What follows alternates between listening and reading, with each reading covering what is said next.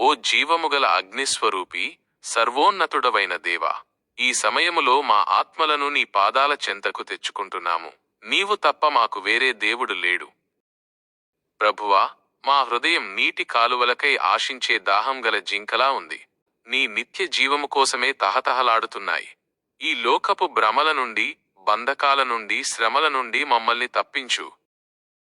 మా ఆత్మను బలపరచుటకు, మమ్మల్ని నీ అదృశ్య రెక్కల క్రింద కప్పుటకు, నీ ఆత్మవర్షాన్ని మాపై కుమ్మరించు. పరిశుద్ధాత్మదేవా, నీవు వెలుగులో ఉన్నట్లు మేము కూడా నడుచుకోవాలి.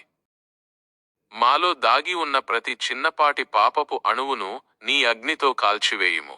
మా దృష్టిని, మా ఆలోచనలను, మా మాటలను, మా చేతలను పవిత్రపరచుము.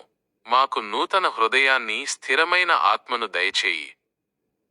ఈ రోజు నీ శక్తికి పాత్రగా మమ్మల్ని సిద్ధపరచుము.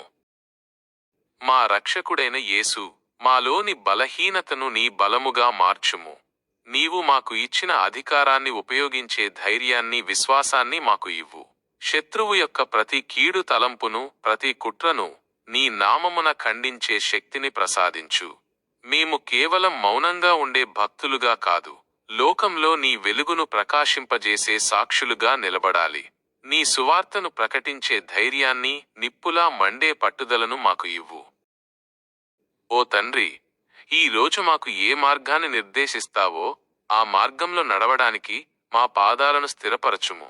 మా వ్యక్తిగత కోరికల కంటే నీ పరిశుద్ధ చిత్తమే మాలో, మా చుట్టూ నెరవేరుగాక. మా హృదయాన్ని నీ బలిపీఠంపై ఉంచుతున్నాము. అగ్ని వలె మమ్ములను అంగీకరించు. నీ రాజ్యాన్ని నిర్మించడానికి మమ్మల్ని ఒక సాధనంగా ఉపయోగించు.